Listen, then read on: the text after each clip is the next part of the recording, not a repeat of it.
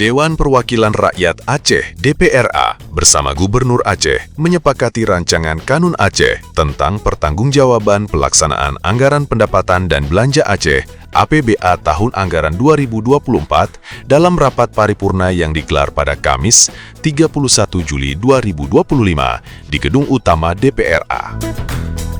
Dalam rapat paripurna yang dipimpin Wakil Ketua DPRA, Ali Basrah, seluruh fraksi DPRA menyampaikan pendapat akhirnya yang pada prinsipnya menyetujui rancangan kanun dimaksud, namun disertai sejumlah catatan yang perlu ditindaklanjuti.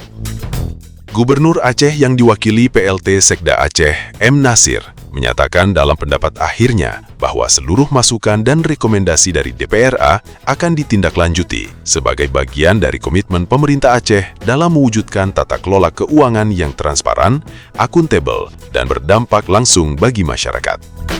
Secara keseluruhan, realisasi pendapatan Aceh tahun 2024 mencapai 11,396 triliun rupiah atau 101,18% dari target, sementara belanja daerah terrealisasi sebesar 11,287 triliun rupiah atau 96,7%, dengan sisa lebih perhitungan anggaran atau SILPA sebesar 530 miliar rupiah lebih.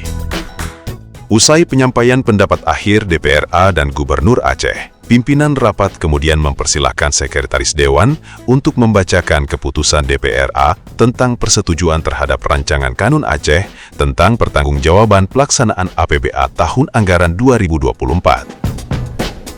Rapat paripurna selanjutnya ditutup dengan penandatanganan berita acara persetujuan bersama antara DPRA dan Gubernur Aceh terhadap rancangan Kanun Aceh tentang pertanggungjawaban pelaksanaan APBA tahun anggaran 2024.